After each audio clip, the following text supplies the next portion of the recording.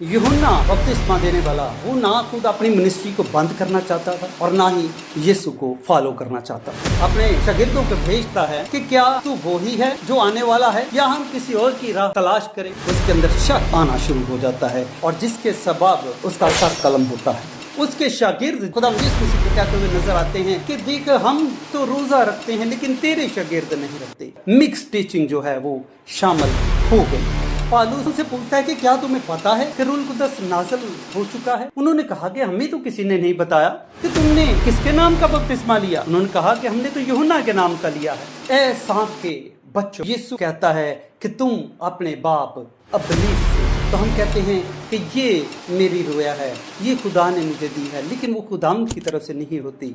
मेरे नज़रिए के मुताबिक क्या ये ज़रूरी नहीं कि हम खुदाम के नज़रिए के मुताबिक काम करें। The will of God.